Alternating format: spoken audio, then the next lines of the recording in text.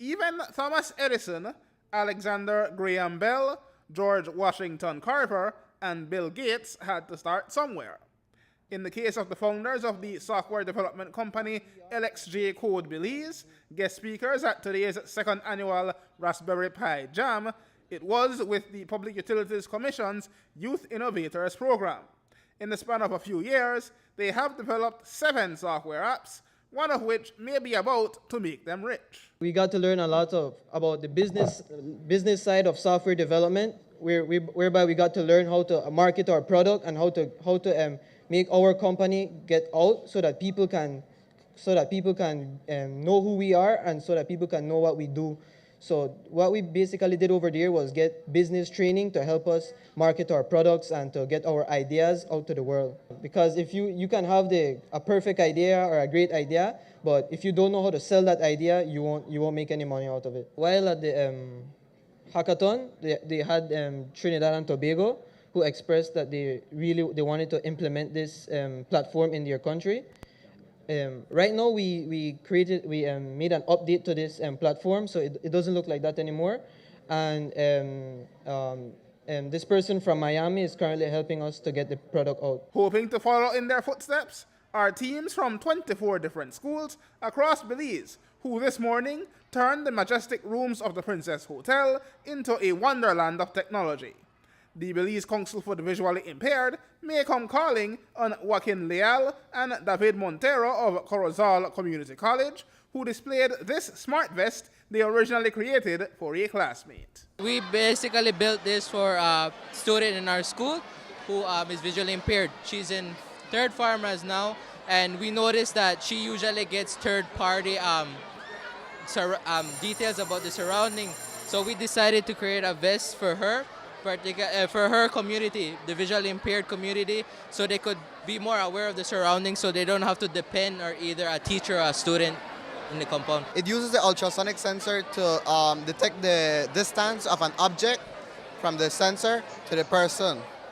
And then if the object is between 1 to 10 feet, it will activate the vibrators. And also, the closer the object gets to the person, the intensity of the vibrators will increase. But if you're talking to someone, like the distance between you and someone or an object is less than 1 foot, it will stop the vibrators because you don't want it to be vibrating all the time while you're talking to someone. Or you can simply manually turn it off, like if you're in a crowd of people and you have someone to help you. And also, we've integrated LED lights. This is for at night when you're walking. You want people to be aware that you're there. Out west at Mount Carmel High School, students could have probably done without this invention, an electronic attendance system that records information about the whereabouts of students coming onto or leaving campus. But those we spoke to said they actually had a hand in building it. This was developed by our IT teacher, Victor Miranda. He programmed it with the coding, and he taught us how to assemble it and how it works. What this basically is an attendance, electronic attendance system.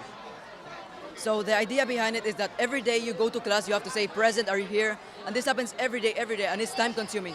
But then with this, you just go, you scan it, and it's already present. And it says what time you arrived and what time you left. So you can't avoid going to school late or that kind of thing. Exactly. What it basically is a scanner inside a box like this. We just scan inside, and that's how it takes. So our teachers don't have the need to take attendance every morning, so they just access the internet, type in the website that they have to access, and it shows the records of the students that came in that day. P.U.C. Chair John Avery says practical applications like these were his organization's idea at the time of the first trainings for information technology teachers in creating mobile applications. In 2015, we had a workshop for the IT teachers throughout the country.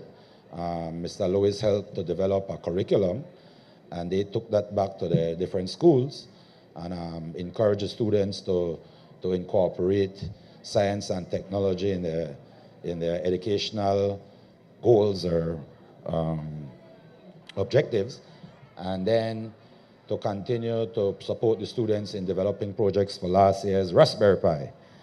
and of course again for this year. And Minister of Education Patrick Faber is looking forward to expanding the program across the education system. The use of the Raspberry Pi is something that I think can take us very far.